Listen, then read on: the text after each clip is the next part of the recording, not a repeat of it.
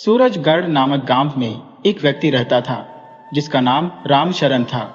रामशरण का कोई परिवार नहीं था, न माता पिता, न भाई बहन और न ही कोई अन्य रिश्तेदार। वह गांव में अकेला ही अपने घर में रहता था। रामशरण दिल का बहुत ही नेक इंसान था। जब भी उसे किसी को परेशानी में देखता तो वह तुरंत मदद के लिए तैयार हो जाता। उसकी इस नेक दिली की वजह से गांव के लोग भी उसका बहुत सम्मान करते थे। लेकिन कुछ लोग ऐसे भी थे जो इस कारण उससे ईर्ष्या करते थे। रामशरण के पास कोई अपनी जमीन नहीं थी, इसीलिए वह दूसरों के खेतों में काम करके अपना गुजारा करता था। एक दिन रामशरण ने चंपा सेठ नामक एक व्यापारी के पास नौकरी शुरू कर दी। चंपा सेठ के यहाँ काम करते हुए 6 महीने बीत गए थे। एक दिन चंपा सेठ ने रामशरण से कहा, देखो रामशरण, गांव के जमींदार ने अपने घर के लिए कुछ सामान बनवाने के लिए कहा था। क्या तुमने वह सारा सामान बांध दिया? जी मालिक, आपके कहे अनुसार मैंने सारा सामान बांध दिया है। अब बस उन्हें आकर ले जाना है, रामशरण ने जवाब दिया। चंपा सेठ ने कहा, जमींदार साहब ने मुझसे कहा था कि उनका आदमी आज काम पर नहीं आया है, इसलिए हमें ही यह सामान उनकी हवेली तक पहुंचाना है। तुम ऐसा करो कि यह सामान तुम ही उनकी हवेली पर पहुंचाओ और वापसी में आते समय तुम खाना खाकर आना, क्योंकि मुझे एक जरूरी काम से गांव के बाहर जाना है। अब तुम जल्दी से जाओ और यह काम कर दो।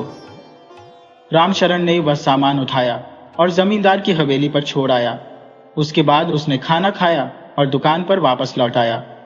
उसे देखते ही चंपा सेठ कहने लगे, आ गया रामशरण, अब तुम दुकान की अच्छे से देखभाल करना, क्योंकि मुझे वापस लौटते हुए शाम हो जाएगी। अब मैं चलता हूं। इसके बाद सेठ अपने जरूरी काम से बाहर चला गया। रामशरण दुकान में बैठ गया। तभी एक बूढ़ा आदमी दुकान के सामने आकर खड़ा हो गया। वह रामशरण से कहने लगा, बेटा, मुझे खाना खाए हुए 3 दिन हो गए हैं। क्या तुम कुछ खाने को दे सकते हो? मुझे बहुत भूख लगी है बेटा। रामशरण को उस बूढ़े व्यक्ति पर दया आ गई। उसने फलों की टोकरी में से 2 फल उठाकर उस बूढ़ी की ओर बढ़ाते हुए कहा, यह लो बाबा, तुम ये 2 फल खा लो, इससे तुम्हारी भूख अवश्य ही मिट जाएगी। लेकिन अगर फिर भी तुम्हें जरूरत पड़े तो मुझसे और फल मांग लेना। बूढ़ी ने वह 2 फल लिए और वहां से जाने लगा। यह देखकर रामशरण ने बूढ़े को आवाज देते हुए कहा, अरे बाबा, जरा रुको तो। तुमने तो कहा था कि तुम्हें बहुत भूख लगी है और अब तुम ये फल बिना खाए ही इन्हें लेकर जा रहे हो। इसका मतलब तुमने मुझसे झूठ कहा था। बूढ़ा व्यक्ति जवाब देने लगा, मुझे सचमुच बहुत अधिक भूख लगी है बेटा, परंतु सच यह है कि मेरी पत्नी घर पर है और उसने भी पिछले 2-3 दिनों से कुछ नहीं खाया, इसीलिए मैं ये दोनों फल उसके लिए ले जा रहा था। ये सुनकर रामशरण के दिल में गहरी पीड़ा हुई। उसने तुरंत कहा, अरे बाबा, मुझे माफ कर दीजिए, मैंने बेतुका शक किया। अगर आप ये फल अपनी पत्नी को दे देंगे तो आप खुद क्या खाएंगे? आप रुको, मैं आपके लिए 1 महीने का राशन बांध देता हूं। रामशरण ने बूढ़ी के लिए 1 महीने का राशन तैयार किया और कहा, बाबा, ये सामान ले जाइए और अपनी पत्नी का भी अच्छे से ख्याल रखिएगा। बूढ़ा व्यक्ति रामशरण की उदारता को देखकर बोला, तुम्हारा दिल बहुत बड़ा है बेटा, भगवान तुम्हारा भला करे। इसके बाद बूढ़ा वह सामान लेकर अपने घर की ओर चल पड़ा। कुछ समय बाद चंपा सेठ दुकान पर वापस आया और रामशरण से पूछने लगा, तो रामशरण, व्यापार कैसा रहा? दुकान में कितने लोग आए? मालिक, आपके जाने के बाद मैंने जितना सामान बेचा उसका पूरा हिसाब यहाँ है। कहते हुए रामशरण ने सेठ को पैसे का पूरा विवरण दे दिया। फिर उसने कहा, मालिक, एक बात आपको बतानी है। रामशरण थोड़े घबराए हुए नजर आ रहे थे। उन्हें घबराते देख सेठ ने पूछा, क्यों? रामशरण, तुमने कुछ पैसे लिए हैं? कितने पैसे लिए? नहीं मालिक, मैंने कोई पैसे नहीं लिए, बल्कि एक बूढ़ा और उसकी पत्नी अत्यंत भूखे थे, इसलिए मैंने उन्हें 1 महीने का राशन दे दिया। वे इतने गरीब थे कि उनके पास पैसे नहीं थे। आप चाहिए तो मेरे वेतन से पैसे काट सकते हैं। बेचारे बूढ़े को देखकर मुझे बहुत दुख हो रहा था। यह सुनकर चंपा सेठ का गुस्सा भड़क उठा। वह चिल्लाते हुए बोला, क्या तुम चाहते हो कि मैं तुम्हारे वेतन से पैसे काट लूं? तुमने पहले ही 2 महीने की वेतन ले ली है, तो इस महीने की वेतन मैं कैसे दूंगा? अगर तुम ऐसे ही दान करते रहोगे तो मेरा व्यापार कैसे चलेगा? मेरे पास तुम्हारे दादा दादी की कोई संपत्ति नहीं है। अब मैं तुम्हें और बर्दाश्त नहीं कर सकता। रामशरण ने जवाब दिया, ऐसा नहीं है मालिक, मुझे पूरा विश्वास है कि यदि आप भी उस बूढ़े को देखते तो वही करते जो मैंने किया। वे 3 दिन से भूखे थे, इसलिए मैंने ऐसा किया। लेकिन चंपा सेठ पर इस बात का कोई असर नहीं हुआ। वह क्रोध में चिल्लाते हुए बोला, नहीं रामशरण, आज के बाद तुम मेरी दुकान पर दिखाई मत देना। तुम्हारा अब यहाँ कोई काम नहीं है, इसी समय यहाँ से निकल जाओ।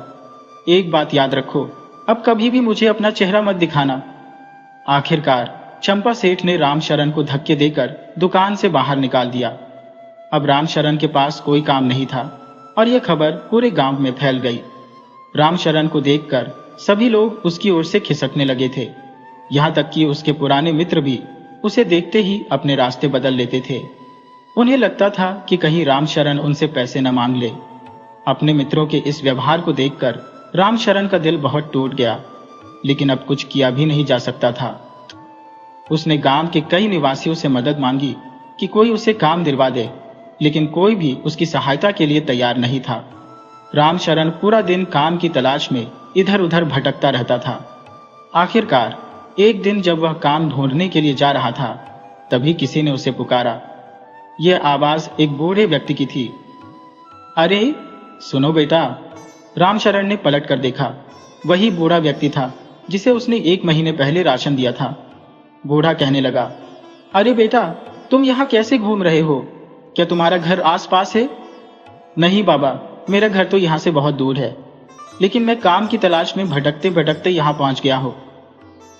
अच्छा बेटा, तो फिर तुम काफी थके हुए होंगे और तुम्हें भूख भी लगी होगी। हाँ बाबा, भूख तो लगी है। अगर आप कुछ खिला सकें तो बहुत मेहरबानी होगी। अरे क्यों नहीं बेटा, यह भी कोई कहने की बात है। आओ मेरी झोपड़ी में, मैं तुम्हें भरपेट खाना खिलाऊंगा। बूढ़ा रामशरण को अपनी झोपड़ी में ले गया। उसकी पत्नी ने रामशरण के लिए स्वादिष्ट खाना परोसा। रामशरण ने भरपेट भोजन किया और फिर उसने बूढ़े को अपनी सारी परेशानियों के बारे में बताया कि कैसे उसने उसकी मदद की और इसके बदले में नौकरी से निकाल दिया गया। अब वह काम की खोज में दर दर भटक रहा है। सारी बातें सुनकर बूढ़े को गहरी चिंता हुई। उसने कहा, बेटा, मेरी वजह से तुम्हारा काम छूट गया, इसके लिए मैं तुमसे माफी चाहता हूं। तुम तो मुझे जानते भी नहीं थे कि मैं कौन हूं, फिर भी तुमने मेरी सहायता की। लेकिन अब हमारे पास कोई परेशानी नहीं रहेगी, क्योंकि आज मेरा बेटा आने वाला है और जब भी तुम्हें भूख लगे तो हमारे पास आ जाना। मैं तुम्हें भरपेट खाना खिलाऊंगा। रामशरण आश्चर्यचकित होते हुए पूछने लगा, क्या आपके पास बेटा भी है? वह क्या करता है और इतने दिन से वह कहाँ था? बूढ़ा हंसते हुए कहने लगा, बेटा, मेरा बेटा एक चोर है, लेकिन उसने कभी भी हमें कोई तकलीफ नहीं दी, हमेशा हमारा ख्याल रखा। इन दिनों वह राजा की जेल में था, लेकिन आज उसकी सजा पूरी हो गई है। अब तक तो उसे आ जाना चाहिए था। रामशरण ने जब बूढ़े व्यक्ति की बातें सुनी और उनके बेटे प्रहलाद को देखा तो उसके मन में अनेक विचार उमड़ने लगे। वह सोचने लगा, मैं इस बूढ़े को देखे बिना घर से बाहर नहीं निकला था। अब मुझे जानना है कि तुम्हारा बेटा किसे कहते हैं। बूढ़ा हंसते हुए बोला, मेरे बेटे का नाम प्रहलाद है। प्रहलाद तो मेरे बचपन का साथी है, मेरे साथ ही पाठशाला में पढ़ता था, लेकिन कई दिनों तक उसका कोई अता पता नहीं मिला। तभी प्रहलाद 2 गायों के साथ आता है और अपने पिता से पूछता है, पिताजी, आप कैसे हैं और माँ कैसी है? रामशरण ने प्रहलाद को पहचानते हुए कहा, अरे क्या तुम प्रहलाद हो? हम दोनों ने साथ में पढ़ाई की थी। प्रहलाद ने रामशरण को ध्यान से देखा और कहा, अरे हाँ भाई, मैं तुम्हें पहचान गया। कैसे हो और आजकल क्या करते हो? दोस्त, मैं अब कुछ भी काम नहीं करता, इसी वजह से इधर उधर भटक रहा हूँ। आज तुम्हारे पिता ने मुझे बुलाकर खाना खिलाया। प्रहलाद ने मुस्कुराते हुए कहा, अच्छा रामशरण, बताओ, तुम पहले बहुत ही दुबले पतले थे, अब इतने ताकतवर कैसे बन गए? रामशरण ने जवाब दिया, भाई, मैं कुछ बुरे दोस्तों की संगत में आकर चोर बन गया था। एक दिन पकड़ा गया और राजा के सैनिकों ने मुझे कारागार में डाल दिया, लेकिन वहां मुझे बहुत अच्छा खाना मिलता था। सर्दियों में एक अच्छा कंबल भी मिला। वहां पर किसी प्रकार का काम नहीं करना पड़ता था, इसलिए मेरा शरीर इतना मजबूत हो गया। रामशरण ने हैरानी से पूछा, क्या वहां अच्छा खाना मिलता है और कोई काम भी नहीं करना पड़ता? प्रहलाद ने कहा, हाँ, यह सच है, लेकिन वहां हम अपने परिवार और मित्रों से नहीं मिल सकते। अकेले रहना किसी नर्क से कम नहीं है। इसलिए मैं अब कभी कारागार नहीं जाना चाहता। आज मेरी सजा पूरी हो गई है और मुझे छोड़ दिया गया है। राजा ने मेरे अच्छे स्वभाव को देखकर मुझे यह 2 गायें भी दी है और कहा है कि मेहनत करके अपना जीवन यापन करूं।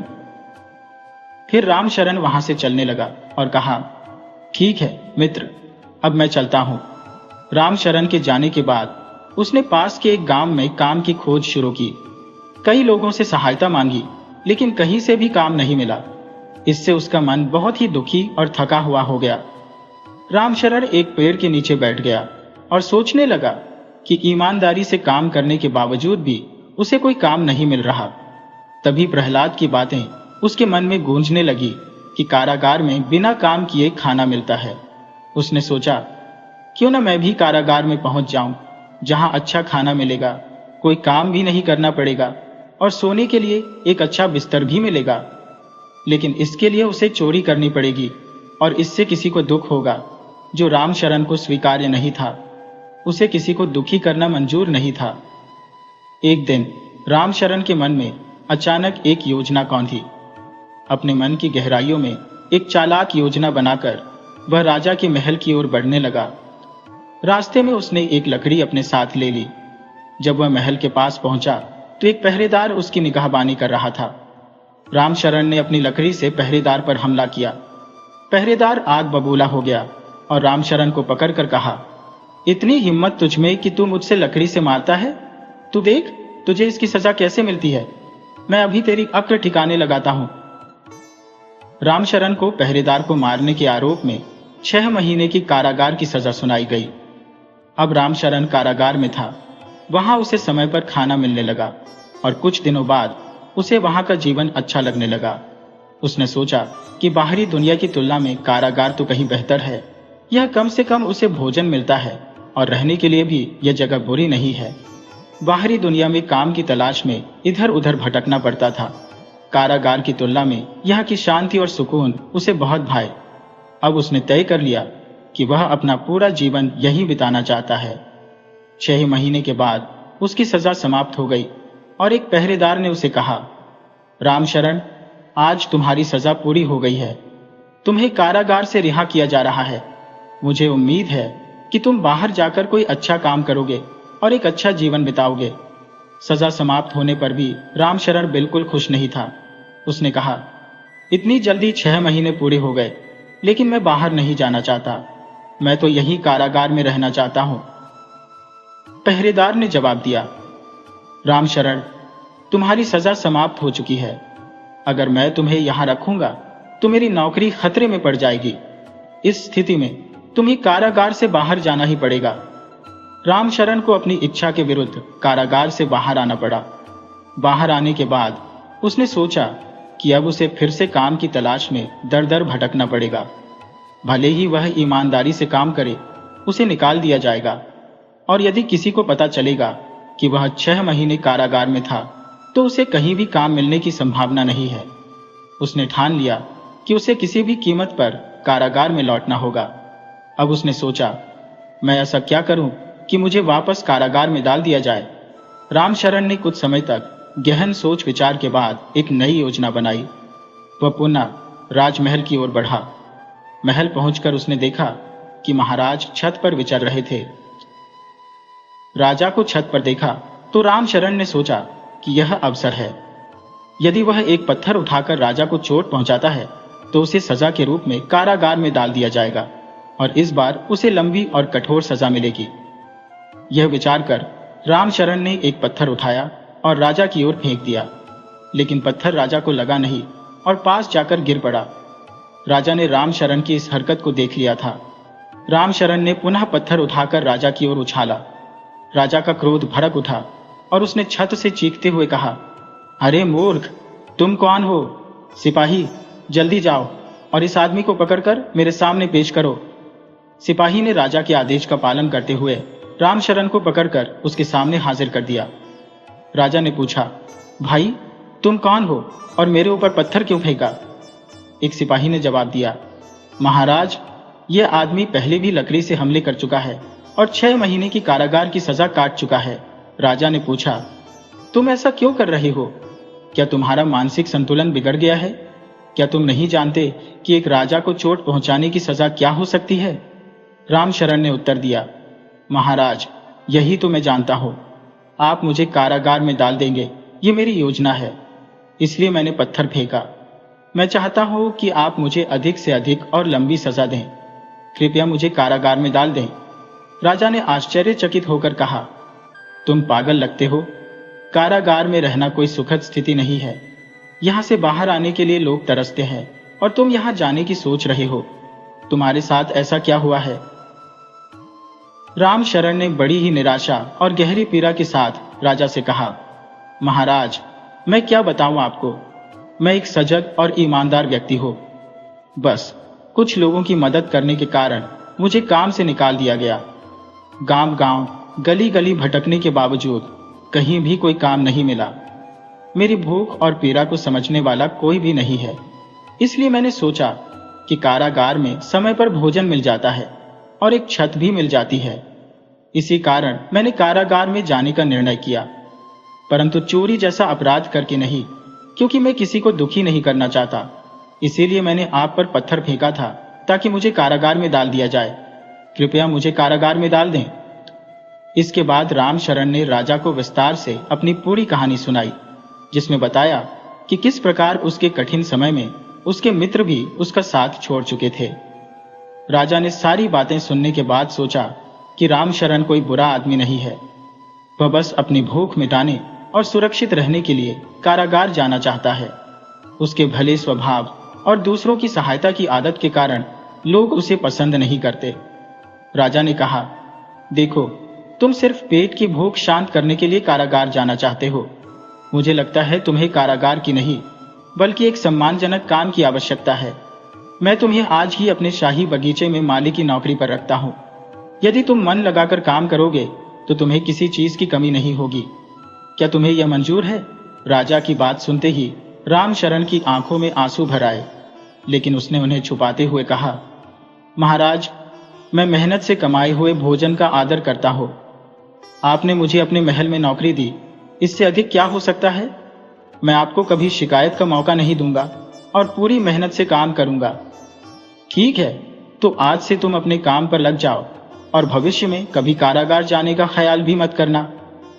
इसके बाद रामशरण ने राजा के बगीचे में माली के रूप में काम करना शुरू किया और अब वह एक शांत और सुकून भरी जिंदगी जीने लगा।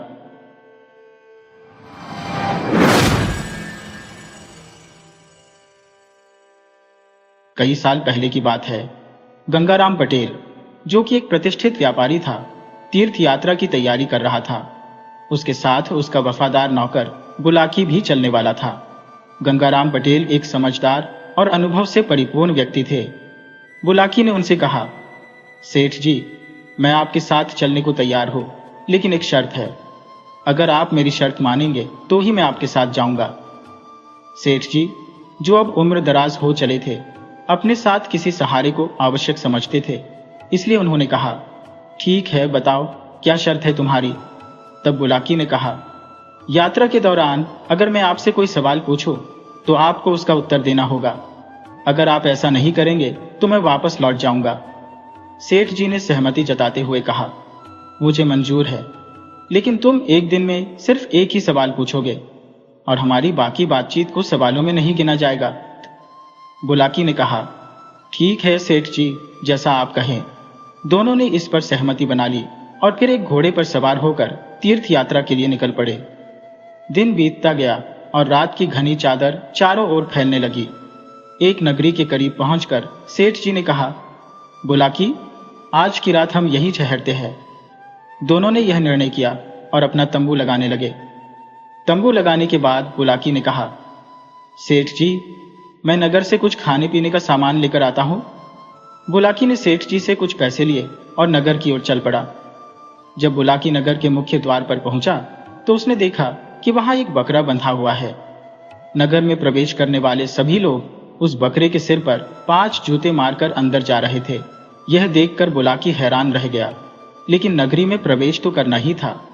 पहरेदारों ने उसे रोका और कहा, अगर तुम्हें अंदर जाना है तो बकरे के सिर पर 5 जूते मारने होंगे। अगर ऐसा नहीं किया तो प्रवेश की अनुमति नहीं मिलेगी। बुलाकी असमंजस में खड़ा रहा, परंतु नगरी में प्रवेश करना उसकी मजबूरी थी, इसलिए उसने भी बकरे के सिर पर 5 जूते मारे और नगरी में प्रवेश कर गया। अपना सामान लेकर जब वह वापस लौटा तो फिर से उसने बकरे को 5 जूते मारे और सेठ जी के पास पहुंच गया। वापस आकर बुलाकी ने खाना बनाया, सेठ जी को परोसा और फिर खुद भी खाया। सारे काम निपटाने के बाद उसने सेठ जी के लिए हुक्का भर दिया। रात के सन्नाटे में बोला कि नहीं। सेठ जी के पैरों के पास बैठ गया, मन में सवालों का भंवर लिए। आज नगरी में जो कुछ देखा वो उसे बेचैन किया जा रहा था। बोला कि नहीं, पैर दबाते हुए बोला, सेठ जी, आज एक विचित्र दृश्य देखा जो समझ में नहीं आया। नगरी के मुख्य द्वार पर पहुंचा तो एक बकरा जंजीरों से बंधा हुआ था और आने जाने वाले हर शख्स उसके सिर पर 5 जूते मार रहे थे। मुझे समझ नहीं आ रहा था कि आखिर इस बेचारे बेजुबान जानवर ने ऐसा क्या अपराध किया है। सेठ जी हल्के से मुस्कुराए और बोला, ये नगरी वैसी नहीं है जैसी तुम सोच रहे हो। ये राजा भोज की नगरी है और जिसे तुम एक साधारण बकरा समझ रहे हो वो असल में एक गुनहगार है। इस बकरे ने राजा भोज के खिलाफ एक गहरा षड्यंत्र रचा था। इसमें वो काफी हद तक सफल भी हो गया था, लेकिन कहते हैं ना, पाप का घड़ा एक दिन फूटता ही है। राजा भोज ने इसे सजा दी कि हर आने वाला व्यक्ति इसके सिर पर 5 जूते मारेगा।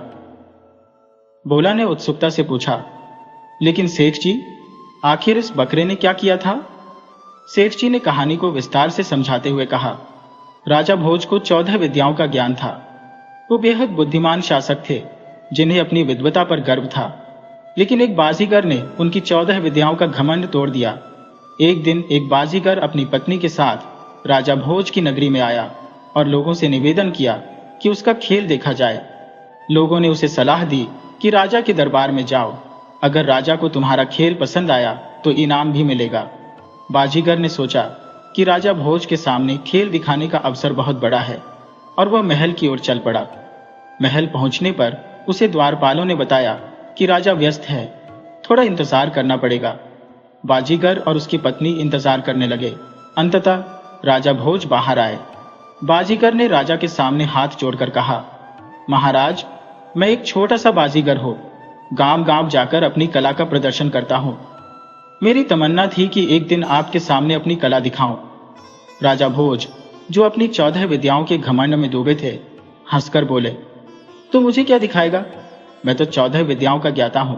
तुझ जैसे छोटे बाजीगर का खेल मुझे रोमांचित नहीं कर सकता। बाजीगर ने बड़ी विनम्रता से कहा, महाराज, मेरी कला छोटी हो सकती है, लेकिन मैं आपसे निवेदन करता हूं कि एक बार मेरा खेल देख लीजिए। राजा भोज ने आखिरकार हामी भर दी। बाजीगर ने अपने खेल की शुरुआत की। उसने अपने थैले से एक रस्सी निकाली और उसे आसमान की ओर फेंका। रस्सी इतनी लंबी हो गई कि आकाश में कहीं जाकर अटक गई। राजा भोज और दरबारियों के साथ सारी प्रजा भी हैरान रह गई। बाजीगर ने रस्सी को जोर से खींचा, लेकिन वो इतनी कस गई थी कि हिल भी नहीं रही थी। फिर बाजीगर ने कहा, महाराज, मुझे थोड़ी देर के लिए खेल रोकना पड़ेगा, क्योंकि मुझे देवताओं से संदेश आया है कि ब्रह्मा, विष्णु और महेश के बीच युद्ध छिड़ गया है। सेठ जी ने कहानी खत्म करते हुए कहा, बस यहीं से राजा भोज को यह समझ में आया कि घमंड इंसान को अंधा कर देता है। बाजीगर ने राजा की 14 विद्याओं का घमंड तोड़ दिया और यही सिखाया कि हर किसी में कुछ न कुछ खास होता है। बोला कि नहीं, चुपचाप सुनता रहा और धीरे धीरे उसकी जिज्ञासा शांत हो गई। राजा भोज की सभा में जब बाजीगर ने यह कहा कि देवताओं की लड़ाई को शांत करने के लिए उसे जाना होगा, तब सभी लोग, यहां तक कि खुद राजा भोज भी अचंभे में पड़ गए। हर कोई सोचने लगा कि ऊपर स्वर्ग में देवताओं का युद्ध चल रहा है और इसे रोकने के लिए एक बाजीगर को बुलाया गया है। राजा भोज ने आश्चर्य से पूछा, यह कैसे मुमकिन है? लेकिन फिर उन्होंने सिर हिलाया और बोले, ठीक है, पहले तुम जाओ और युद्ध को शांत कराओ। बाजीगर ने जाने से पहले कहा, महाराज, मेरी एक शर्त है, जब तक मैं लौट कर नहीं आता मेरी पत्नी आपकी जिम्मेदारी होगी और मैं सबसे पहले आकर उसे मांगूंगा। राजा भोज सोच में पड़ गए, लेकिन बोले, ठीक है, तुम्हारी पत्नी सुरक्षित रहेगी। जैसे ही शर्त मंजूर हुई, बाजीगर ने रस्सी पर चढ़ना शुरू कर दिया। वह धीरे धीरे आकाश में जाता गया। उसका शरीर बादलों में खो गया। सबकी नजरें ऊपर टिक गईं, लेकिन बहुत देर हो चुकी थी और लोग अब उसकी वापसी का इंतजार कर रहे थे। तभी एक अप्रत्याशित दृश्य घटित हुआ। आकाश से बाजीगर का कटा हुआ पैर धरती पर गिरा। हर कोई स्तब्ध हो गया। फिर उसका दूसरा पैर, दोनों हाथ और आखिर में उसका सिर गिर पड़ा। राजा भोज भी यह देखकर अपने सिंहासन से खड़े हो गए। बाजीगर की पत्नी यह देख जोर जोर से रोने लगी। सभा में मौजूद हर कोई यह सोचने लगा कि ऊपर आखिर क्या हुआ होगा, कैसे यह सब हुआ। राजा भोज ने बहुत विचार करने के बाद बाजीगर के अंगों को अंतिम संस्कार के लिए चिता में जलाने का आदेश दिया। जैसे ही यह बात बाजीगर की पत्नी के कानों में पड़ी, उसने रोते रोते कहा, महाराज, मैं अपने पति के साथ सती होना चाहती हूँ। राजा भोज और उनकी रानियों ने उसे समझाने की बहुत कोशिश की। तुम अभी जवान हो, अपनी जिंदगी मत समाप्त करो। लेकिन बाजीगर की पत्नी ने जिद पकड़ ली। उसने कहा, अगर मुझे सती न किया गया तो मैं यहाँ मौजूद सभी लोगों को श्राप दे दूंगी, जिससे कोई भी उबर नहीं पाएगा। उस समय श्राप का बहुत महत्व था। लोग इससे बहुत डरते थे। राजा भोज खुद भी इस बात से भयभीत हो गए। जब बाजीगर की पत्नी को समझाने का कोई फायदा नहीं हुआ, तब राजा ने उसे भी सती होने की इजाजत दे दी। दोनों की चिता जला दी गई, लेकिन असली मुसीबत अभी बाकी थी। चिता की आग अभी ठंडी भी नहीं हुई थी कि विराज और पंजानिधि का माहिर जादूगर धीरे धीरे रस्सी से नीचे उतरता हुआ लौट आया। जैसे ही राजीव ने जादूगर को यूं उतरते देखा, वहां खड़े हर एक शख्स की आंखें हैरानगी से फटी रह गईं। एक बार फिर सभी के दिलों में सवालों का एक बवंडर उठने लगा। अब जादूगर जमीन पर पहुंच गया और सीधा राजा भोज के सामने आकर बोला, तो महाराज बताइए, मेरी कला कैसी लगी आपको? मैं आसमान में उड़ान भरकर वापस लौट आया हूं। राजा और पूरी प्रजा हक्का बक्का रह गई, जैसे राजा पत्थर की मूर्ति बन गया हो। जादूगर के सामने खड़ा राजा कुछ भी बोलने या सोचने की हालत में नहीं था। इसी बीच वहां मौजूद लोग एक तरफ उस जलती हुई चिता को देख रहे थे, जो अब तक ठंडी भी नहीं हुई थी। अब जादूगर का गुस्सा भड़कने लगा और वह बोला, मैंने इतना शानदार खेल दिखाया और कोई भी मेरी तारीफ नहीं कर रहा है। जब किसी ने भी उसकी प्रशंसा नहीं की, तो जादूगर ने निराश होकर कहा, ठीक है महाराज, अगर आपको और आपकी प्रजा को मेरी कला पसंद नहीं आई तो मैं क्या कर सकता हूँ। मैं तो आपसे इनाम की उम्मीद लेकर आया था, मगर कोई बात नहीं, मैं किसी और नगरी में जाकर अपना खेल दिखाऊंगा। वहां का राजा मुझे जरूर सराहेगा। अब आप मेरी बाजी करने को बुलवाइए, जिससे मैं यहां से निकल सकूं, क्योंकि मैंने अपने हिस्से की अमानत आपके पास छोड़ी थी। राजा भोज जादूगर को पत्थर की मूर्ति की तरह घूरते रहे। जादूगर ने अपनी पत्नी को हर जगह ढूंढा, मगर वह कहीं नहीं मिली। जब काफी खोजबीन के बाद भी उसकी पत्नी का कोई अता पता नहीं चला, तो जादूगर क्रोधित होकर राजा भोज पर इल्जाम लगाने लगा। अब राजा को अपनी चुप्पी तोड़नी पड़ी, क्योंकि कोई भी राजा अपनी इज्जत पर यूं लांछन लगते नहीं देख सकता। राजा भोज बोले, तुम्हारी पत्नी तो तुम्हारे साथ ही सती हो गई थी।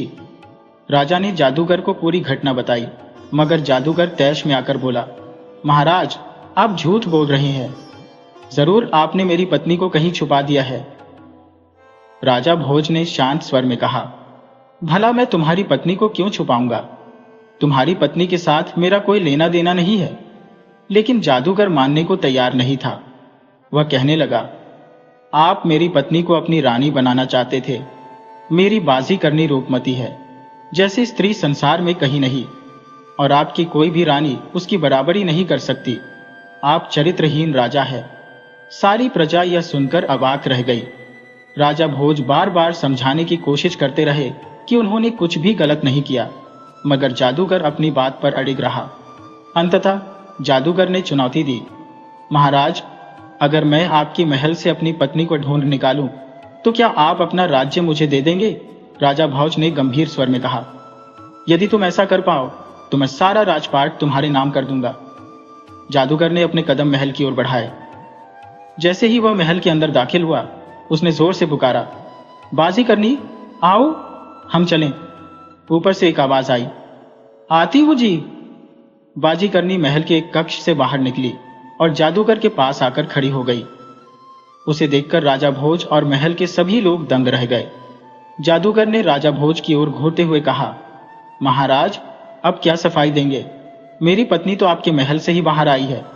राजा भोज ने कहा, मैं नहीं समझ पा रहा कि ये कैसी रहस्यमयी घटना घट रही है, परंतु मैं एक न्यायप्रिय राजा हूं और अपनी प्रतिज्ञा के अनुसार मैं अपना राजपाट आपको सौंपना चाहता हूं। बाजीगर ने मुस्कुराते हुए उत्तर दिया, महाराज, मुझे आपके राज्य में कोई रुचि नहीं है। मैं तो बस आपकी 14 विद्याओं का अहंकार तोड़ने आया था, और यह जो मैंने किया वह मेरी 15वीं विद्या है, जिसे आप अब तक नहीं जानते थे।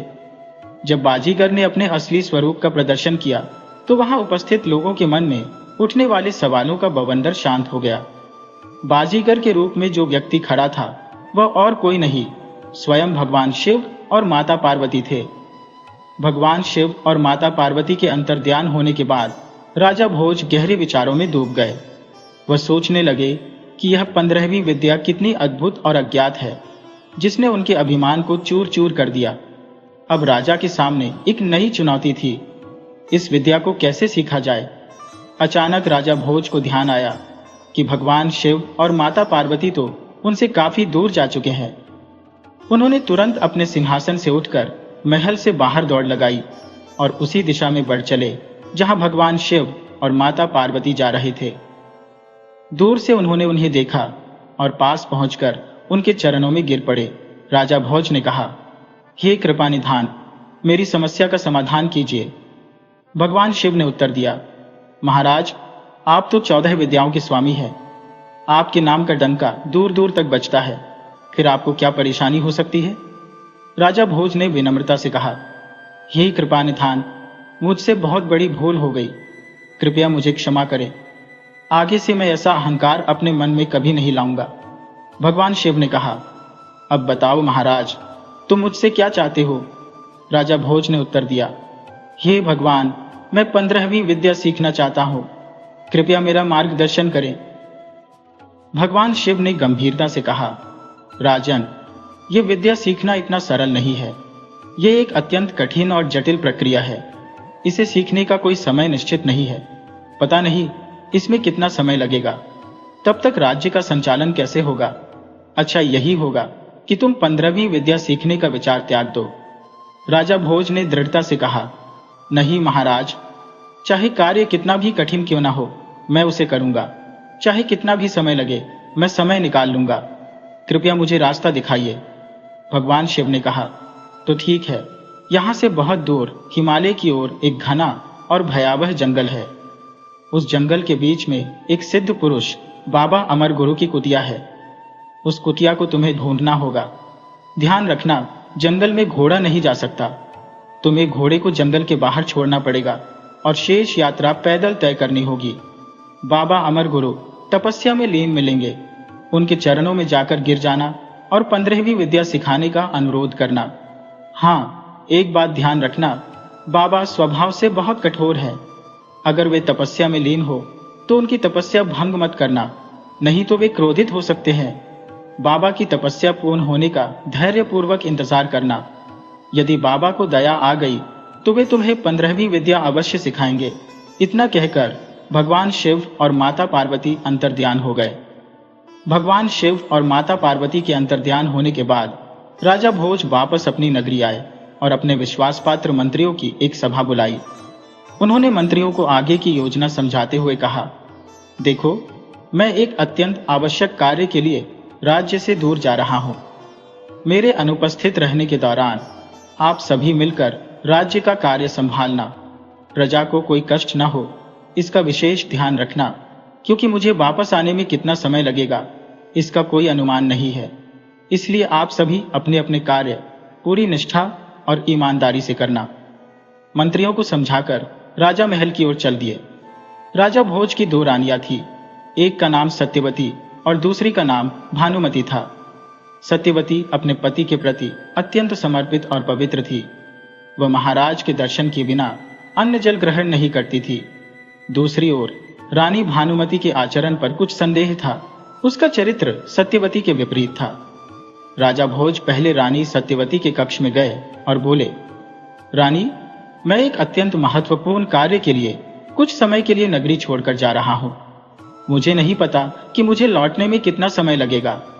यह समय 1 वर्ष का भी हो सकता है, 12 वर्षों का भी, या इससे अधिक का भी। इसलिए मैं तुम्हें सलाह देता हूं कि मेरे लौटने तक तुम सावधानी से रहना। रानी सत्यवती की आंखें बार बार भर आती थी और वो बोली, हे महाराज, मैं तो आपके बिना पानी भी नहीं पी सकती। इतना लंबा समय आपके बगैर कैसे कटेगा, खासकर जब आपके लौटने का कोई निश्चित समय भी नहीं है। कृपा करके मुझे भी अपने साथ ले चलिए।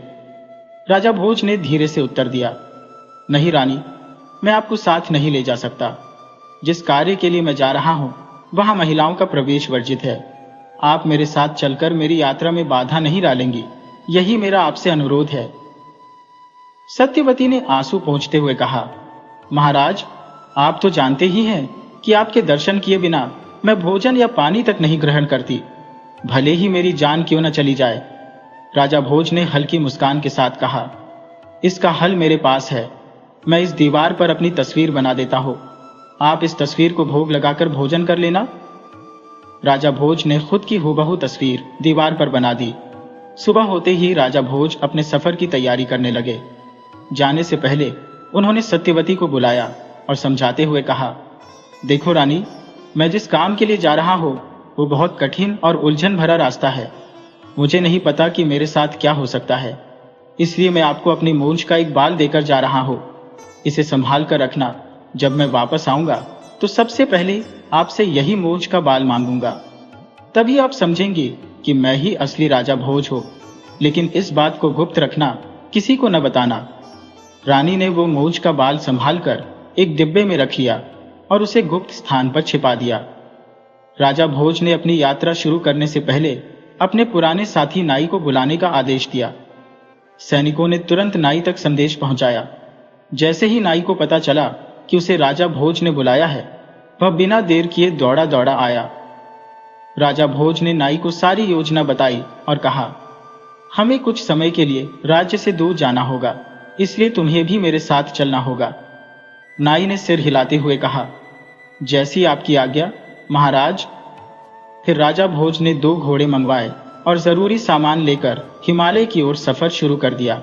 दिन में वे सफर करते और रात में किसी नगरी में ठहर जाते।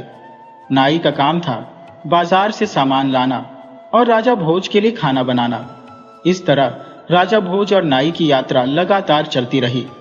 कई दिन गुजर गए। आखिरकार वो उस जंगल के पास पहुंच गए जहां घोड़ों का जाना मुमकिन नहीं था। घोड़ों को बाहर ही छोड़कर राजा भोज और नाई ने तलवारें निकालकर जंगल में रास्ता बनाते हुए आगे बढ़ना शुरू किया।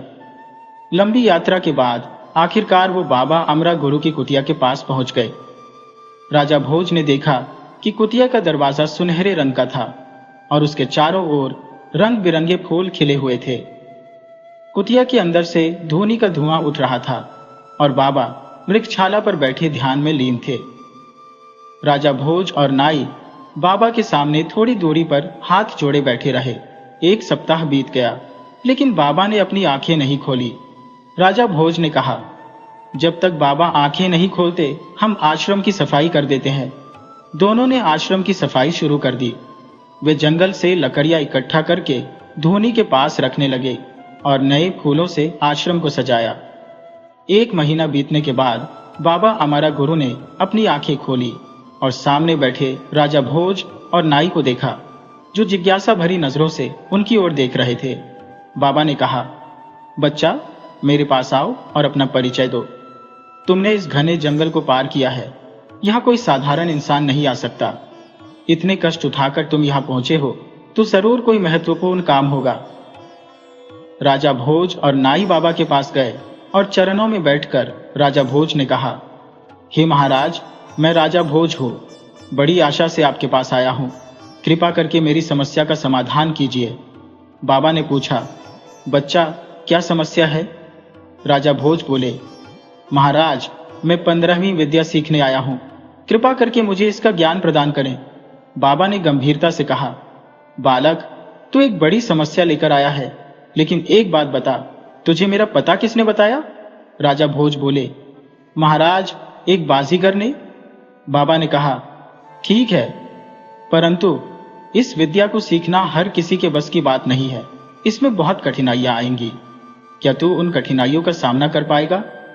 राजा भोज ने आत्मविश्वास से कहा, महाराज, विद्या को पाने के लिए मैं हर कठिनाई का सामना करूंगा। कृपया मुझे सही मार्ग दिखाइए। बाबा बोले, ठीक है राजन, पर पहले मैं तुझे इस विद्या की शक्ति के बारे में कुछ बताना चाहता हूँ। राजा भोज को जब 15वीं विद्या के बारे में बाबा ने बताया तो यह विद्या मर चुके शरीर में फिर से प्राण डालने की थी, लेकिन इसके साथ एक बहुत बड़ी शर्त भी जुड़ी थी। बाबा ने कहा, अगर तुम इस विद्या का इस्तेमाल कर किसी को जिंदा करोगे तो तुम्हारे प्राण उस मृत शरीर में चले जाएंगे और तुम्हारा अपना शरीर प्राणहीन हो जाएगा, लेकिन जब चाहो तुम फिर से अपने शरीर में वापस आ सकते हो। ध्यान रखना, तुम्हारे लौटते ही वो दूसरा शरीर फिर से मृत हो जाएगा। इस विद्या को सीखते समय तुम्हें केवल एक वक्त का भोजन मिलेगा और इस पूरी साधना में कितना समय लगेगा यह अनिश्चित है। क्या तुम्हें यह शर्त मंजूर है? राजा भोज ने बिना किसी हिचकिचाहट के हामी भरी और कहा, बाबा, मैं हर शर्त को मानने के लिए तैयार हूं। मुझे यह विद्या सीखनी है। बाबा ने कहा, तो ठीक है, कल से तुम्हारी शिक्षा आरंभ होगी। अगली सुबह राजा भोज बाबा के सामने बैठ गए और बाबा ने मंत्रों की शिक्षा देना शुरू कर दिया। अब राजा भोज की विद्या सीखने का सफर शुरू हो चुका था, लेकिन उनके साथ एक ऐसी समस्या जुड़ने वाली थी जिसकी उन्हें बिल्कुल भी भनक नहीं थी। जब बाबा मंत्र सिखा रहे थे, उसी समय राजा का नाई, जो राजा भोज के पीछे बैठा था, वह भी चुपचाप मंत्र सुनकर उन्हें याद करता जा रहा था। वह राजा भोज के साथ साथ हर मंत्र रटता जा रहा था। इस तरह से राजा भोज के 12 सालों की कठिन तपस्या में नाई ने भी सारी विद्याएं सीख ली। 12 साल बीतते बीतते राजा भोज 15वीं विद्या में निपुण हो गए और नाई भी उतना ही कुशल हो गया था। एक दिन बाबा ने कहा, राजन, अब तुम्हारी शिक्षा पूरी हो चुकी है। अब तुम अपने राज्य लौटकर अपनी प्रजा की देखरेख कर सकते हो, लेकिन एक बात याद रखना, कभी भी इस विद्या का दुरुपयोग मत करना। राजा भोज ने विनम्रता से सिर झुकाकर गुरु को प्रणाम किया और अगली सुबह गुरु से विदा लेकर अपने राज्य की ओर चल पड़े। उनके साथ नाई भी था। चूंकि घोड़े नहीं थे, इसलिए दोनों पैदल ही चल रहे थे और आपस में बातें करते जा रहे थे। लेकिन नाई के मन में कपट का बीज अंकुरित हो चुका था। उसने मन ही मन एक षड्यंत्र रच लिया था। वह सोचने लगा कि किस तरह से वह राजा भोज की जगह खुद राजा बन जाए। इसलिए वह गहरी चालाकी से राजा के साथ चल रहा था और धीरे धीरे अपने षड्यंत्र को आकार दे रहा था। राजा भोज को नाई की इस कुटिलता का जरा भी अंदाजा नहीं था। वे उसकी तरफ देखकर बोले, नाई, तुम कुछ गुमसुम से लग रहे हो, क्या बात है? नाई ने बड़ी चालाकी से जवाब दिया, महाराज, अगर आप बुरा न माने तो एक बात कहूं। मैंने सोचा कि 12 सालों की कठिन तपस्या के बाद आपने यह अद्भुत विद्या सीखी है। क्यों ना हम इसे एक बार आजमा कर देख लें। कहीं ऐसा ना हो कि आपके राज्य में जाकर लोग आप पर हंसे। राजा भोज को उसकी बात सही लगी। उन्होंने कहा, तुम ठीक कह रहे हो, चलो इसे आजमा कर देख लेते हैं। नाई थोड़ी दूर गया और एक मरा हुआ तोता उठाकर लाया। उसने राजा भोज के सामने रख दिया और कहा, महाराज, इस मरे हुए तोते में अपने प्राण डाल दीजिए। राजा भोज ने बिना सोचे समझे कहा, ठीक है। और फिर राजा भोज ने जब मंत्रोच्चार शुरू किया तो अपने प्राण एक तोते में डाल दिए और वह तोता तुरंत जीवित हो गया। दूसरी ओर राजा भोज का शरीर बेसुध होकर जमीन पर गिर पड़ा। उधर नाई अपनी साजिश में सफल होता दिख रहा था। उसने मौके का फायदा उठाते हुए फौरन मंत्र पढ़कर अपने प्राण राजा भोज के शरीर में डाल दिए। अब नाई का शरीर भी निष्प्राण होकर गिर गया और राजा भोज का आत्मा तोते में कैद हो गई। यह देखकर राजा भोज, जो अब तोते के रूप में थे, चौंक गए और बोले, नाई, ये तूने क्या कर डाला? तू मेरे शरीर में क्यों घुस गया? नाई ने हंसते हुए जवाब दिया, महाराज, मैं बस अपनी विद्या आजमा रहा था, जो मैंने आपको चोरी छिपे देख देख कर सीखी थी।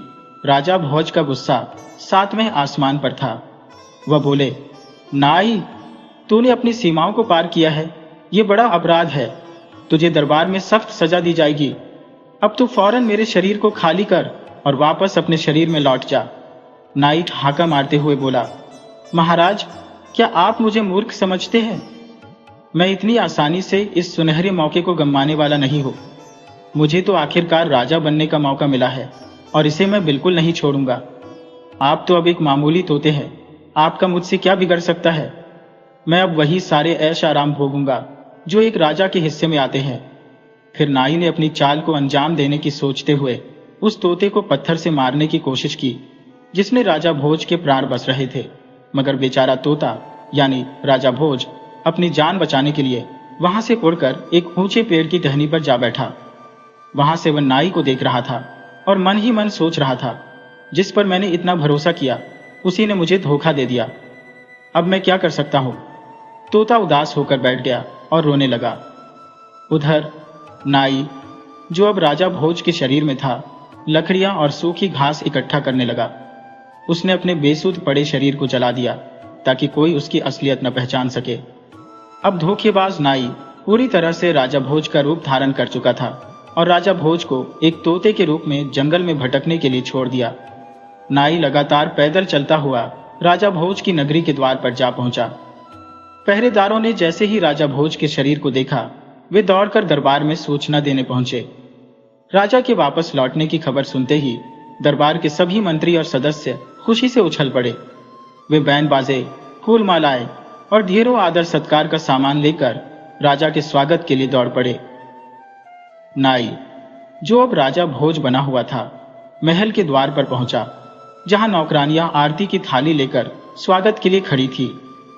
मगर जैसे ही नाई ने देखा कि रानी सत्यवती उसे स्वागत करने नहीं आई, वह गुस्से में बोला, रुक जाओ, मैं अंदर नहीं जाऊंगा जब तक मेरी रानी सत्यवती आकर मेरा स्वागत नहीं करती। राजा का आदेश सुनते ही सत्यवती को बुलाया गया। रानी सत्यवती आरती की थाली लेकर आई, मगर वह चुपचाप एक ओर खड़ी रही। तब नाई, जो अब राजा भोज के रूप में था, बोला, क्या बात है रानी, क्या आप हमें देखकर खुश नहीं है? हम इतने वर्षों बाद लौटे हैं। सत्यवती ने शांति से कहा, महाराज, मैं आपकी आरती करूंगी और आपको खुशी खुशी आपके कक्ष में लेकर चलूंगी, मगर पहले मुझे यह बताइए कि जब आप जरूरी काम से जा रहे थे तो क्या कहकर गए थे? नाई, जो अब राजा भोज बना हुआ था, चिढ़कर बोला, रानी, ऐसी छोटी छोटी बातें 12 साल बाद कौन याद रखता है? आप आइए और हमारी आरती कीजिए। सत्यवती ने कठोर स्वर में कहा, कभी नहीं। पहले आप मुझे वह वादा याद दिलाइए जो आपने जाते वक्त किया था, तभी मैं आपको महल में आने दूंगी। नाई मन ही मन सोचने लगा, यह रानी तो बहुत तेज और होशियार है, यहां मेरी कोई चाल काम नहीं आने वाली। फिर उसने सोचा कि किसी तरह से सत्यवती को चुप कराए ताकि उसकी असलियत न खुल सके। जब नाई रानी भानुमति के महल के दरवाजे पर पहुंचा तो उसने देखा कि भानुमति पहले से ही राजा के स्वागत के लिए आरती की थाल लिए खड़ी थी। राजा को लंबे समय बाद देखकर वह बहुत प्रसन्न थी। उसने खुशी खुशी आरती उतारी और राजा को अपने कक्ष में ले गई। रानी भानुमति के महल में नाई ने तमाम सुख सुविधाओं का आनंद उठाया। धीरे धीरे रात गहराने लगी। भानुमति तो चैन की नींद सो गई, लेकिन नाई की आंखों में नींद का नामो निशान नहीं था। उसके मन में चिंता का एक अजीब सा भय समा गया था। यह चिंता थी उस तोते की जिसमें स्वयं राजा भोज समाहित थे और जो इंसानों की तरह बोल सकते थे। नाई को डर था कि कहीं वह तोता महल से बाहर निकलकर सब भेद न खोल दे। इस चिंता से निजात पाने के लिए नाई ने एक खतरनाक योजना बनानी शुरू की।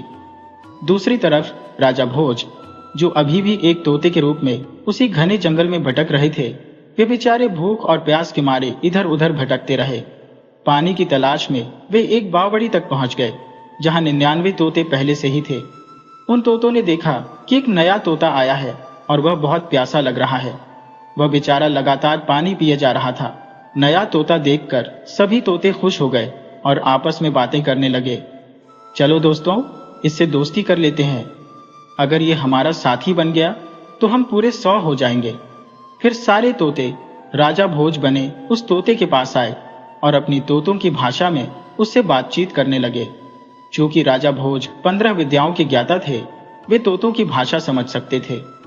उन्होंने भी तोतों की भाषा में जवाब दिया, देखो दोस्तों, मैं अकेला हूँ, मेरा कोई परिवार नहीं है, मैं दुनिया घूमने निकला हूँ। अगर आप सब मुझसे दोस्ती करना चाहते हो तो मैं तैयार हूँ, मैं आप सबके साथ ही रहूंगा। सारे तोते बहुत खुश हुए और सब मिलकर रहने लगे। अब राजा भोज हर दिन उन तोतों को ज्ञानवर्धक बातें और कहानियां सुनाने लगे। इससे सभी तोते सोचने लगे कि ये तोता बहुत ही समझदार है, इसके आने से हमें पानी की तलाश में भटकना नहीं पड़ता, यह हमें सीधे वहां ले जाता है जहां पानी उपलब्ध होता है। इस कारण सभी तोते राजा भोज का आदर करने लगे और एक दिन तो उन्होंने मिलकर राजा भोज को अपना मुखिया बना दिया। जब राजा भोज उन तोतों के साथ हो गए तो सबका समय आनंदमय बीतने लगा, क्योंकि 15 विद्याओं के ज्ञाता तोता उनके बीच मौजूद था, जो किसी भी समस्या का समाधान पहले से ही सूंघ लेता था। उसकी उपस्थिति से सभी तोते सुरक्षित महसूस करने लगे। लेकिन अब इन तोतों के सामने एक नई समस्या आने वाली थी, जिसने उन्हें फिर से भटकने और अपनी जान बचाने के लिए भागने पर मजबूर कर दिया। उधर नाई की योजना तैयार हो चुकी थी। उसने राज्य में घोषणा करवाई कि सभी मंत्रियों से कह दो कि महाराज का आदेश है, तुरंत सभा लगाई जाए। महाराज का हुक्म सुनते ही सभी मंत्री, द्वारपाल, सेनापति और रानी दौड़ते हुए सभा में पहुंचे। जब सब उपस्थित हो गए तो राजा ने आदेश दिया, हमारे राज्य की सीमा तक सभी प्रजाजनों को यह संदेश भेजा जाए कि राजा का हुक्म है, जो भी बूढ़ा, जवान, नारी कोई भी तोता मारकर लाएगा, उसे एक तोते के बदले एक सोने का सिक्का दिया जाएगा। जो 2 लाएगा उसे 2 सोने के सिक्के, और जो 10 लाएगा उसे 10 सोने के सिक्के मिलेंगे, और जो 50 तोते लाएगा उसे 50 सोने के सिक्के दिए जाएंगे। राजा का यह हुक्म सुनकर सभी दरबारी हैरान रह गए। ये राजा को क्या हो गया है? अचानक तोते मरवाने का आदेश क्यों दे रहे हैं? लेकिन सभी केवल सोच ही सकते थे, राजा का आदेश था, कोई उसके खिलाफ नहीं जा सकता था। यह समाचार जब प्रजाजनों तक पहुंचा तो सभी निठल्ले लोग तोते पकड़ने निकल पड़े। शाम तक कोई 1 तोता लाता, कोई 2, कोई 10 तोते लाता, और जो जितने तोते लाता उसे उतने ही सोने के सिक्के दिए जाते। धीरे धीरे यह समाचार आसपास के नगरों में भी फैल गया कि फलाना राजा तोते मारने के बदले में सोने का सिक्का दे रहा है। बेचारे तोते समझ नहीं पा रहे थे कि उनका क्या कसूर है, उन्हें क्यों मारा जा रहा है। यह खबर जब राजा भोज के पास पहुंची तो वह तुरंत सतर्क हो गए। उन्होंने अपने साथी 99 तोतों को बुलाया और कहा, होशियार हो जाओ, मुसीबत हमारे ऊपर आने वाली है।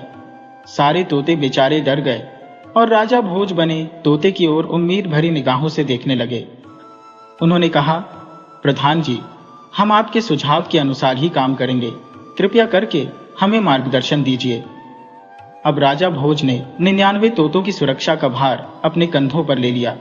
वह अपनी चातुर्यता से सभी दोस्तों को बचाते रहे, लेकिन नियति ने कुछ और ही मंजूर कर रखा था। एक रात जब सभी सो रहे थे, पेड़ पर बैठे तोते आपस में विचार विमर्श कर रहे थे। अचानक एक तोते की निगाहें एक शिकारी पर पड़ी, जो कंधे पर धनुष और कमर पर बाण बांधे हुए, हाथ में बोरा लिए उनकी दिशा में आ रहा था।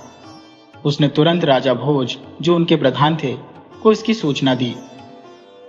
राजा भोज ने शिकारी को युवा देखकर तुरंत एक योजना बनाई और सभी तोतों को समझाया, उड़ने की गलती मत करना, क्योंकि उसके हाथ में धनुष और बाण है। यदि हमने उड़ने की कोशिश की तो हम में से 2 या 3 तोते निश्चित ही मारे जाएंगे, इसीलिए मेरी बात मानो। सभी डरे हुए और चिंतित तोते ने सिर हिलाकर सहमति जताई। राजा भोज ने अपनी योजना समझाते हुए कहा, देखो, पहले यह शिकारी पेड़ के पास आएगा और इतने सारे तोते देखकर खुश हो जाएगा। उसकी लालच उसे सभी तोते पकड़ने की ओर ले जाएगी। वह बाण चलाकर हमें नहीं पकड़ सकेगा, क्योंकि बाण चलाकर वह केवल 2 या 3 तोते ही पकड़ सकेगा। हमें एक नाटक करना होगा ताकि शिकारी सोच सके कि हम पहले से ही मरे हुए हैं। मतलब अपनी गर्दन इस तरह झुका दो कि ऐसा लगे जैसे हम मृत हैं। जब शिकारी पेड़ पर चढ़ेगा और हमें एक एक करके नीचे फेंकेगा, तो जैसे ही शिकारी एक तोते को नीचे फेंकेगा, उसकी आवाज सुनते रहना। आवाज की गिनती 100 तक पहुंचने पर सब एक साथ उड़ जाना। इस तरह शिकारी पेड़ पर ही रह जाएगा और हमें भागने का समय मिल जाएगा। सभी तोते ने राजा भोज की बात मान ली और गर्दन झुकाकर पेड़ की टहनियों पर लेट गए जैसे वे मरे हुए हो। जब शिकारी पेड़ के पास आया और एक ही पेड़ पर इतने सारे तोते देखे तो वह अत्यंत प्रसन्न हुआ। उसने सोचा कि इतने सारे तोते उसे धनवान बना देंगे। उसने मन ही मन भगवान को धन्यवाद किया कि उसे इतनी आसानी से इतने सारे मरे हुए तोते मिल गए। बिना हत्या किए ही वह सोने के सिक्के पा जाएगा। शिकारी ने अपना धनुष, बाण और बोरा पेड़ के नीचे रख दिया और प्रसन्नता से पेड़ पर चढ़कर तोते को नीचे फेंकना शुरू कर दिया।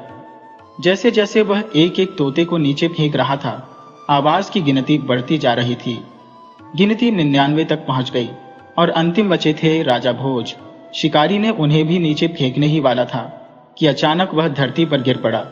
गिनती पूरी हो चुकी थी और सभी तोते एक साथ उड़ गए, लेकिन राजा भोज जो सबसे ऊंची टहनी पर बैठे थे, शिकारी के हाथ में ही रह गए। शिकारी इस चातुर्यता से भड़क गया और गुस्से में आग बबूला हो गया। उसने राजा भोज बने तोते से कहा, तुमने मेरे साथ बड़ा धोखा किया है, लेकिन मैं तुम्हें अपने हाथों से जाने नहीं दूंगा। कम से कम एक सोने का सिक्का तो मुझे मिलना चाहिए। फिर शिकारी पेड़ से उतरकर राजा भोज बने तोते को अपने हाथों में पकड़कर नगरी की ओर चल पड़ा। चलते चलते तोता अचानक बोला, शिकारी भाई। शिकारी हैरान होकर इधर उधर देखने लगा और पूछा, मुझे किसने बुलाया? तब राजा भोज, जो अब तोते के रूप में था, बोला, भाई मैं बोल रहा हूं, यह तोता जिसे तुमने पकड़ रखा है। शिकारी को थोड़ी हैरानी हुई और बोला, अरे वाह, तू तो इंसानों जैसी बात कर रहा है। तोता मुस्कुराते हुए बोला, शिकारी भाई तुम मुझे कहां ले जा रहे हो?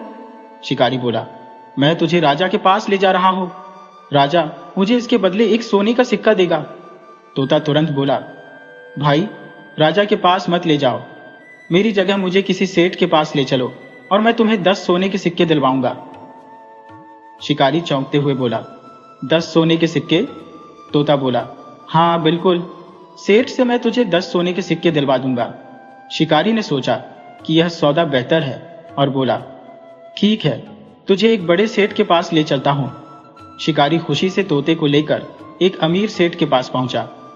वहां जाकर उसने सेठ से कहा, सेठ जी, ये तोता मैंने जंगल से पकड़ा है, मैं इसे आपको बेचना चाहता हूं। सेठ ने उलझन भरे स्वर में कहा, इस तोते का मैं क्या करूंगा? इसे राजा को दे दे, कम से कम तुझे एक सोने का सिक्का तो मिल जाएगा। शिकारी ने जवाब दिया, लेकिन यह तोता खुद कह रहा है कि इसे राजा को नहीं बल्कि किसी सेठ को बेचना चाहिए। आप खुद इससे बात कर लीजिए। सेठ को तो बड़ी हैरानी हुई, क्या यह तोता बोलता है? शिकारी बोला, जी हाँ सेठ जी, यह तोता न सिर्फ बोलता है बल्कि बहुत समझदारी भरी बातें करता है। सेठ ने कहा, अच्छा इसे अंदर लाओ। फिर सेठ शिकारी और तोते को अंदर लेकर गया। तोते ने सेठ से कहा, सेठ जी, आप मुझे इस शिकारी से 10 सोने के सिक्कों में खरीद लीजिए, इसके बदले मैं आपको लाखों का मुनाफा करवा दूंगा।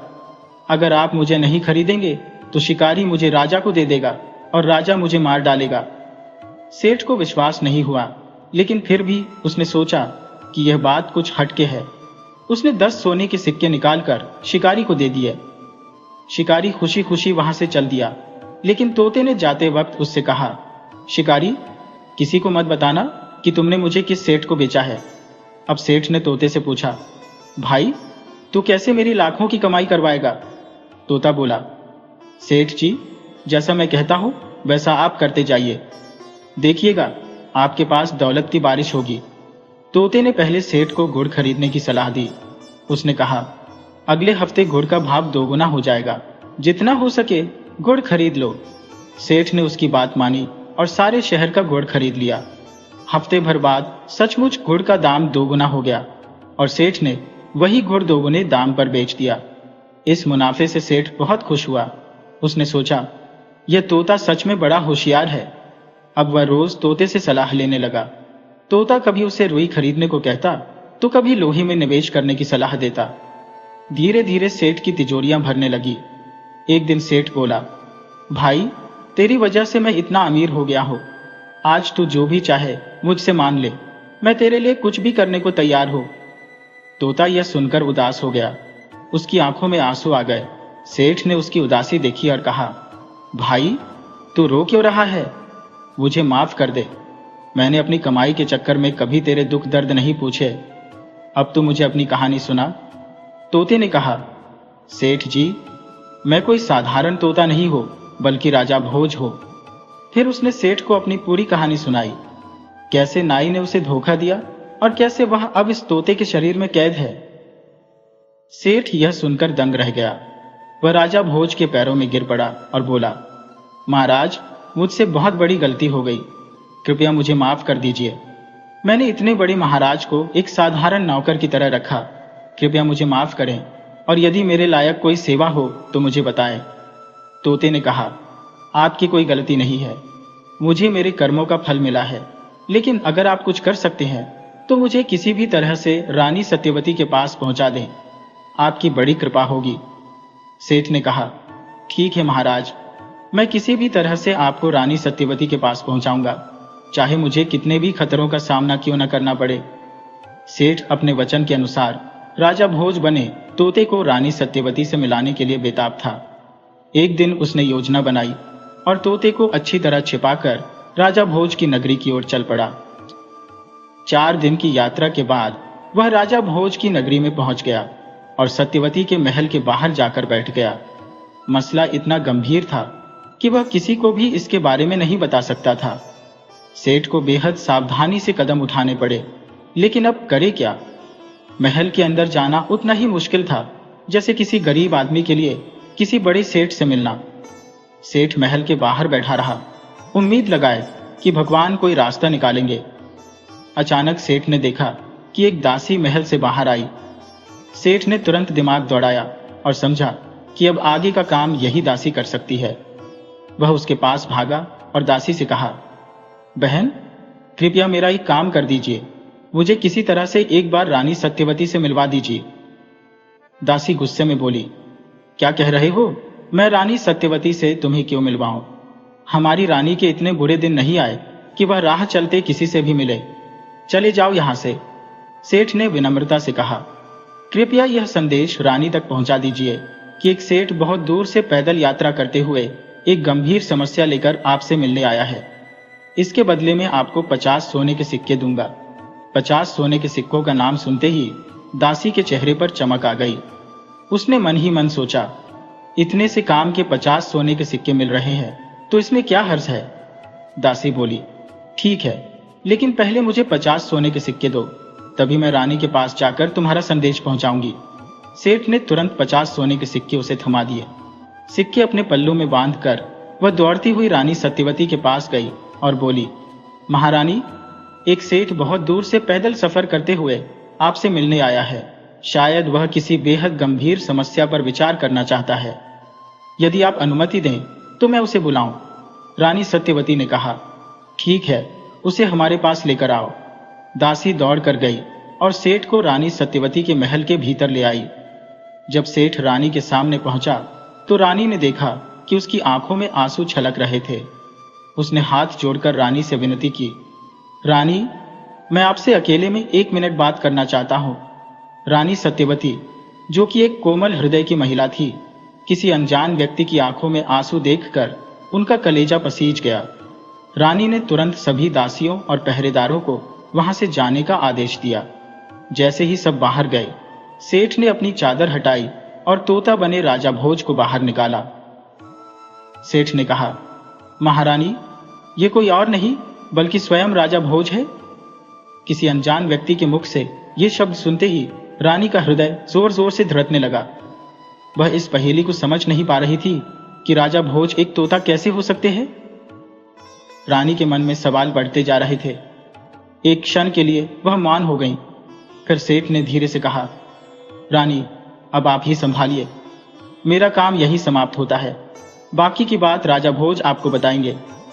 रानी ने अपने दिल को सांत्वना देते हुए कहा, रुको सेठ जी, जब तक यह साबित नहीं हो जाता कि आप राजा भोज हैं, आप यहीं ठहरेंगे। यदि आपकी बात सच साबित होती है तो हम आपके सम्मान में एक भव्य समारोह आयोजित करेंगे, लेकिन यदि आपने मुझसे कोई मजाक किया तो आपको ऐसा दंड मिलेगा जिसकी कल्पना आपने कभी नहीं की होगी। रानी और सेठ के बीच की इस बातचीत को सुनकर पीछे छिपे बैठे तोते ने धीरे से पूछा, क्या आज भी आपके पास हमारी मूंछ का बाल सुरक्षित है? ये सुनकर रानी एकदम चुप हो गई। उसने धीरे धीरे अपनी नजरें उस राजा की ओर घुमाई जिसकी आंखों में जिज्ञासा के आंसू थे। उसने कहा, स्वामी, इतने वर्षों के बाद भी इस अवस्था में मिले हैं। रानी ने उन्हें गले लगाया और फूट फूट कर रो पड़ी। रानी ने सेठ को तहे से धन्यवाद दिया और उन्हें मेहमान गृह में ठहरने को कहा। रानी ने सेवकों को बुलाकर आदेश दिया, ये सेठ हमारे माननीय मेहमान हैं, इन्हें किसी भी प्रकार की परेशानी नहीं होनी चाहिए। सेवक ने मुस्कुराकर सिर हिलाया और मेहमानों की देखभाल की। रानी ने राजा भोज, जो कि तोता बने हुए थे, को अपनी पूरी दास्तान सुनाई। राजा भोज ने कैसे नाई के साथ बड़ा धोखा किया था, ये सब रानी ने विस्तार से बताया। रानी ने कहा, जब मैं महल में पहुंची तो मैंने समझ लिया कि यह बहरूपिया है। मैंने तुरंत उस निशानी को मांगा जो आपने मुझे सौंपा था। जब वह असफल रहा तब मैंने समझा कि वह महल में भ्रामक बातें बना रहा है। रानी सत्यवती ने राजा भोज से कहा, महाराज, आप तो 115 विद्या के निपुण हैं, कृपया इस समस्या का समाधान करें। वह नाई केवल 15वीं विद्या जानता है, जबकि आप सभी 15 विद्याओं के ज्ञाता हैं। राजा भोज ने गंभीरता से योजना बनाई और रानी से कहा, देखो रानी, केवल आप और सेठ ही जानते हैं कि मैं महल में आ चुका हूं। इसे किसी को भी बताना नहीं चाहिए। अब जो मैं कहूंगा उसे ठीक से करना होगा।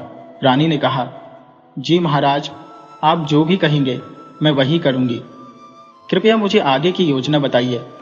राजा भोज ने कहा, रानी, सबसे पहले आप सैनिकों से एक मरा हुआ बकरा मनवाएं और एक संदेश नाई को भेजें जिसमें आप माफी मांगते हुए महल में आने का आग्रह करती है। फिर मुझे किसी ऐसे स्थान पर छिपा दीजिए जहां से मैं आपको देख सकूं, लेकिन आप मुझे न देख सके। रानी ने राजा भोज की योजना पूरी तरह समझ ली और एक बंदी को बुलाकर उसे संदेश भेजने का आदेश दिया। संदेश में रानी ने कहा कि वह अपने कर्मों पर पछताते हुए नाई से माफी मांगना चाहती है और उसे महल में आमंत्रित करना चाहती है। बंदी ने संदेश लेकर तुरंत राजा बने नाई के पास पहुंचा, जो रानी के महल में विश्राम कर रहा था। नाई ने कहा, रानी, सत्यवती ने आपको याद किया है। वे आपसे माफी मांगना चाहती है और सभी मंत्रियों को भी आमंत्रित किया है। कृपया आप महल में पधारें। नाई ने कहा, ठीक है, हम शीघ्र ही सभी मंत्रियों के साथ महल में पधारेंगे। रानी सत्यवती ने विश्वास जताया कि राजा भोज आएंगे और तोते बने राजा को एक कपड़े से ढककर कक्ष के रोशनदान में छिपा दिया ताकि वह वहां से पूरा दृश्य देख सके। रानी ने नाई और मंत्रियों के आगमन की प्रतीक्षा की। थोड़ी देर बाद रानी ने देखा कि राजा भोज, जो नाई बने थे, समस्त मंत्रियों के साथ महल की ओर आ रहे थे। महल के द्वार पर पहुंचते ही रानी ने राजा की आरती की और हाथ जोड़कर कहा, महाराज, मैं अपनी गलती पर शर्मिंदा हूं कि मैंने आपको महल में प्रवेश करने से रोका। लेकिन आप जानते हैं कि मैं एक पतिव्रता स्त्री हूं, इसलिए मुझे हर कदम फूंक फूंक कर उठाना पड़ता है। रानी ने एक गहरी सांस लेते हुए कहा, महाराज, कृपया अब मुझे क्षमा कर दें। मैं आपकी बात से सहमत हूं। पुरानी बातें कौन याद रखता है, लेकिन मैं आपको याद दिलाना चाहती हूं कि जब आप 15वीं विद्या सीखने गए थे तो आपने कहा था कि जब आप विद्या सीख कर लौटेंगे तो सबसे पहले उसका चमत्कार मुझे दिखाएंगे। मैंने उसी का इंतजार किया, पर आपने कोई चमत्कार नहीं दिखाया, इसीलिए मुझे आपके साथ ऐसा व्यवहार करना पड़ा। रानी सत्यवती की बातें सुनकर राजा, जो असली राजा भोज नहीं था, मन ही मन खुश हुआ, क्योंकि वह खुद भी अपनी विद्या का चमत्कार दिखाने के लिए आतुर था। मगर उसे बिल्कुल भी अंदाजा नहीं था कि असली राजा भोज वहीं मौजूद है और सब देख सुन रहे हैं। वे बस सही मौके का इंतजार कर रहे थे जब वह नकली राजा अपनी विद्या का इस्तेमाल करे। नकली राजा ने कहा, रानी, आप क्या देखना चाहेंगी? रानी ने तुरंत अपने नौकरों को एक मरे हुए बकरे को लाने का आदेश दिया। बकरा लाया गया और रानी ने कहा, महाराज, मैं चाहती हूं कि आप इस मरे हुए बकरे में अपने प्राण डालकर इसे जीवित करें। नकली राजा ने बड़े आत्मविश्वास से कहा, यह तो मेरे बाएं हाथ का खेल है। फिर उसने मंत्र पढ़ना शुरू किया और कुछ ही क्षणों बाद उसका शरीर जमीन पर गिरकर प्राणहीन हो गया, जबकि बकरा जीवित हो उठा। असली राजा भोज, जो तोते के रूप में थे, इसी क्षण की प्रतीक्षा कर रहे थे। उन्होंने मंत्र पढ़ा और अपने प्राण वापस अपने असली शरीर में डाल दिए और फिर तोता प्राणहीन होकर गिर पड़ा। सभी दरबारी यह देखकर हैरान थे। असली राजा भोज अपने वास्तविक रूप में प्रकट हुए और तुरंत आदेश दिया, बड़ी बड़ी जंजीरें लाओ और इस बकरे को अच्छी तरह से बांध दो ताकि यह कहीं भाग न सके। राजा का आदेश सुनकर तुरंत जंजीरें मनवाई गईं और बकरे को अच्छी तरह बांध दिया गया। इसके बाद राजा भोज ने दरबार में उपस्थित सभी मंत्रियों को अपनी पूरी आपबीती सुनाई। उन्होंने कहा, धन्य है वह सेठ जिसने मेरी सहायता की और मुझे इस संकट से बाहर निकाला। मंत्रीगण बोले, महाराज कृपया हमें क्षमा करें कि हम इस नकली राजा को पहचान नहीं सके। जब इसने आपकी विद्या का दुरुपयोग किया तब हमें कुछ शक हुआ था। अब आप ही इसका उचित दंड तय करें। राजा भोज ने गंभीरता से कहा, इसके लिए मृत्युदंड भी कम है। इसे नगरी के मुख्य द्वार पर बांध दिया जाए और घोषणा कर दी जाए कि जो भी इस नगरी में प्रवेश करेगा या बाहर जाएगा उसे इसके सिर पर 5 जूते मारने होंगे। आदेश के अनुसार बकरे को नगरी के द्वार पर बांध दिया गया और पहरेदारों को सख्त हिदायत दी गई कि हर आने जाने वाला व्यक्ति इसे 5 जूते जरूर मारे। अगर कोई ऐसा नहीं करेगा तो उसे नगरी में प्रवेश नहीं दिया जाएगा। इधर मरे हुए तोते का आदर सत्कार के साथ अंतिम संस्कार किया गया। राजा भोज ने फिर से अपने राज्य की बागडोर संभाल ली और न्यायपूर्वक शासन चलाने लगे।